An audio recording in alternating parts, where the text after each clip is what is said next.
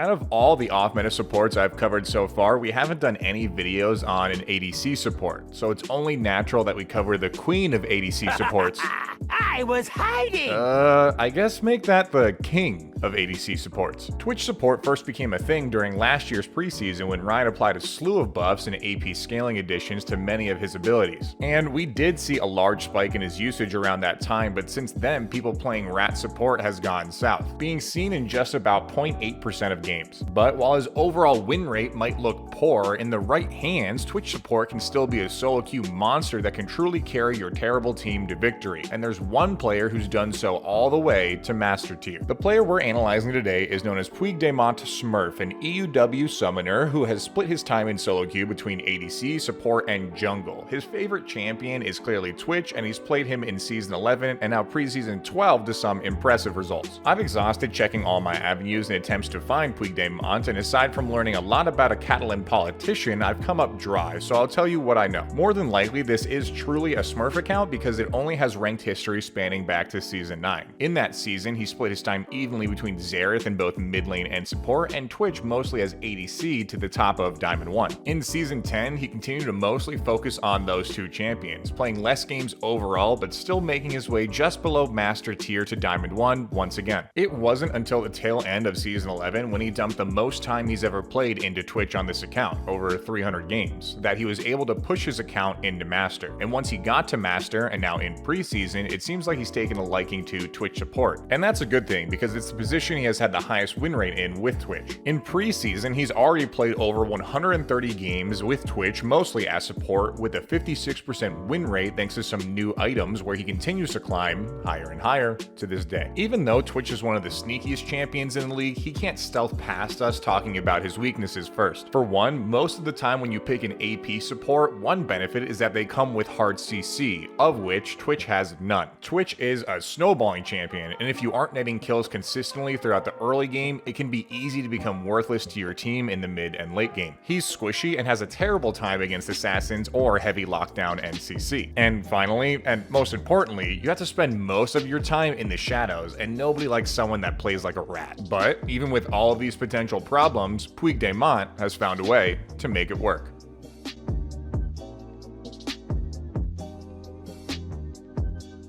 One of the big reasons AP Twitch support works is because of the strong AP scaling on his passive, or Deadly Venom. Every time Twitch attacks an enemy, they gain a stack of Deadly Venom up to 6 that will do scaling damage over time for 6 seconds. This passive does true damage, so whether you're stacking poison on squishy enemies or tanks, you can do some substantial damage throughout the game. And since it has AP scaling, once you start snowballing and getting items, your poison can shred enemies by itself, so it's important you get ahead on Twitch to do substantial damage. But how does PUIGDEMONT get ahead? Well, at level 1, before the game starts, PUIGDEMONT is always looking to get a deep ward down in the enemy jungle so he can go back to swap for a sweeper trinket. This is common in high elo, and especially with support champions who want brush control to pile on pressure to the enemy bot lane. What's different about Twitch doing it though is that if the enemies aren't positioned properly at the entrances of their junglers early game, he can sneak around them toward either their blue or red buff, whichever is bot side for him. If the enemy jungler doesn't start where he placed his ward, he'll either simply assist with his jungler's first camp, to which hopefully his jungler is smart enough to know how to last hit, or just head to lane. But if the enemy jungler starts on the buff where he warded, he will let his ADC leash alone or go to lane alone and attempt to steal the buff. It's early game plays like this that can tilt the enemy team and win the game in the first minute, so it's worth to attempt to go for it every time if all the stars align. Stealing the first buff from the enemy jungler, potentially netting a kill on them, and setting them far behind, either way means that once he starts roaming, he'll more than likely be uncontested. Most typically though, at level 1, he will just head to lane, and of course he will always grab his Q or ambush. When using ambush, after a 1-second delay, Twitch becomes camouflage for 10 seconds at level 1, up to 14 seconds at level 5, and gains 30% movement speed when moving towards an enemy, or 10% movement speed any other time. When he pops out of the camouflage, when attacking an enemy or using an ability, he gains up to 60% attack speed at max level. Using ambush well is imperative on Twitch's gameplay since he is so squishy. Camouflage is also different from stealth in that if an enemy or pink ward gets close enough to you within that little circle you see around Twitch when he goes invisible, they will be able to see you. But if you're out of range, you're completely invisible to them. So with good positioning, you can always get the jump on an enemy. With all of this in mind, at level 1, PUIGDEMONT tries to get off some quick damage on the enemy when popping out of stealth. The attack speed steroid you get when coming out of stealth coupled with Twitch's passive and ignite can mean an early kill if the enemy is unprepared to counterattack. But really this early in the game, the goal is to do some damage to activate your support item and start shoving the lane to get that sweet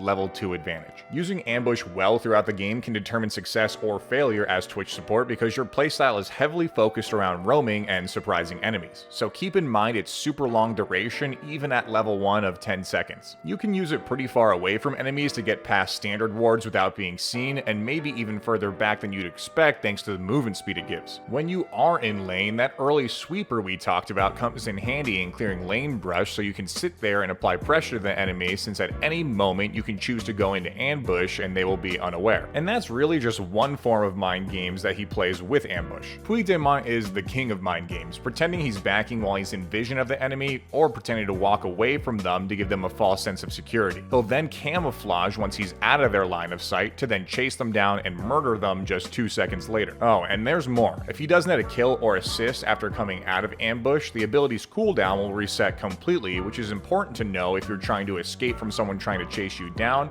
or if you want to extend the attack speed steroid duration after you kill someone to turn on their buddy. He maxes this ability second for both the extended camouflage duration and increasing attack speed steroid that it gives with more levels. Going back to lane at level 1, again, PUIGDEMONT really wants to push for level 2 advantage, and if he sees that it's inevitable that his minions and ADC will kill that last melee minion in the second wave faster than the opponents will, he will use his Q just before that last melee minion dies, get the level up while camouflaged, start raining hell down on the enemy ADC, and after stacking his deadly venom onto them, uses E or Contaminate. Contaminate is a nuke ability that does damage to an enemy in range that has stacks of Twitch's passive applied to them. The more stacks an enemy has, the more damage it will do, so it's important to get as many stacks as you can on an enemy before using it. That heavy damage it applies could mean him getting a kill at level 2 in lane, or more likely getting kills when he starts roaming, which starts as early as level 2. How you use this ability heavily depends on the situation. If PUIGDEMONT is roaming and trying to help kill an enemy solo laner, it's as easy as stacking as many passive stacks as you can on that enemy and using it before they're out of range. If he's in a 2v2 fight in the bot lane and isn't under any threat of immediately dying, he may instead spread his poison out between both enemies before finally activating Contaminate to do mass damage to both of them. It's also pretty good at killing and shoving out minion waves if you apply your passive to all of them. Because this is his main damage ability, PUIGDEMONT maxes this first. And to help apply even more passive stacks, at level 3, he levels up Twitch's W or Venom Cask. Twitch will throw a cask of venom at the target location, applying stacks of his passive to all enemies and slowing them for each second that they are within the area. There's not much here to talk about. Anytime he's roaming or going for an all-in, you want to use this in conjunction with auto attacks to get to full passive stacks faster. Normally when someone is at a disadvantage though, they will kite away from you when you leave camouflage. It's because of this that PUIGDEMONT typically throws his cast so it hits the enemy, but also blocks them from walking backwards without walking through the poison and accruing more stacks. It's really at level 3 when he has all of his abilities that roaming truly starts, and it's relentless. Like other off-meta supports we've discussed, you need to know when the appropriate times to roam are, and that typically coincides with when your lane is pushed to turret or right after you back. Mid lane is typically the lane of choice for PUIGDEMONT since he can quickly scurry back to bot right after if necessary, but his ADC is regularly on a bit of an island because he will continue to gank and re-gank lanes to snowball his advantage. He gets as close as possible to his target, or preferably gets behind them if possible, and unleashes all of his abilities. With how much damage AP Twitch does, if his laner helps him just a little bit, that normally means an easy kill. And if the enemy busts flash or has fallen too far behind from the first gank, then he'll keep going back and back to completely tilt them and push himself ahead further. Now, after he's consistently ganked other lanes and has been gone for a long time from bot lane, he can stealth back into his lane to essentially gank for his ADC. The enemy bot lane now thinks he's strictly roaming and that they need to punish his ADC by pushing them under tower and taking plates or potentially killing the tower itself. But now PUIGDEMONT sneaks back into lane with a bunch of cash he got from mid and top to overpower them with his basic combo. That basic combo that he uses throughout the game is using his Q to stealth himself into lane and get close or behind the enemies. Once in position, he uses his W just behind the enemy's escape route to start applying passive stacks and to slow them.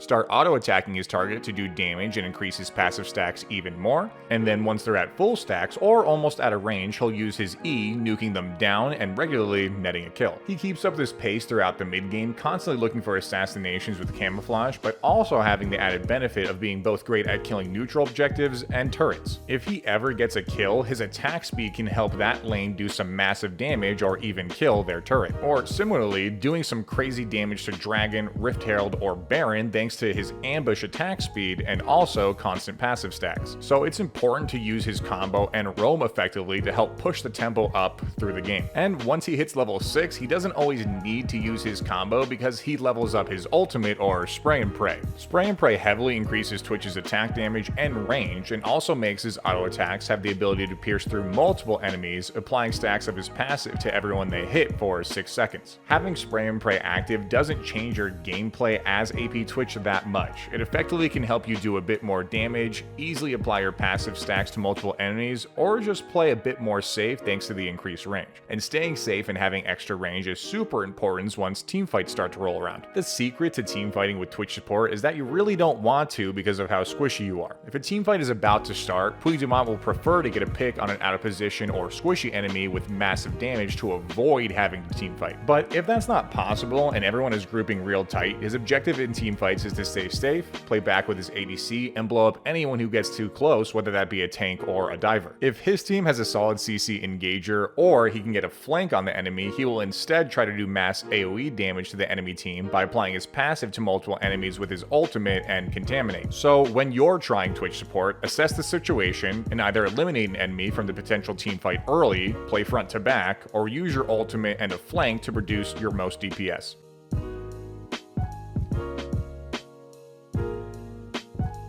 For his build, he starts every game with a Spell Thief's Edge. From there, on his first back, he's looking to get his level 1 boots and an early Dark Seal. He then rushes his first core item, Gnasher's Tooth, before finishing his level 2 boots, typically grabbing Boots of Lucidity for cooldown reduction, but sometimes getting Zerker Greaves if he's ahead, or defensive boots if he's behind. He'll then build his mythic item, always getting Crown of the Shattered Queen to help with his survivability. For his 5th and 6th items, he could finish his Magi's if he has a lot of stacks, Rabadons if he has a lot of cash, Zonias or Banshees if he's in danger of dying a lot, a Morellonomicon if the enemy team has a lot of healing, or Void Staff if the enemy team is extremely tanky. And of course, throughout the whole game, as a good support does, he's buying control wards to win the vision game. For his runes, he takes Halo Blades to more quickly stack his passive, Sudden Impact for more damage out of ambush, Eyeball Collection for more AP, and Relentless Hunter for better roams. He goes the Precision Tree for his secondary page with Presence of Mind for mana regen, and Legend Alacrity for more attack speed. For his flex runes, he goes 1 attack speed, 1 adaptive force, and either armor or magic resist depending on the enemy team. Twitch support works well with ADCs who can stay safe when he roams like Ezreal or Caitlyn, or ADCs with CC like Jhin or Aphelios. Twitch support struggles against supports with hard lockdown like Leona or Nautilus, or teams with assassins like Zed or LeBlanc. Thanks guys for checking out this video. Please help me out with a like or comment below, and if you're craving more support content, I heavily suggest you check out last week's video on supports that actually work well with First Strike. See you guys next time.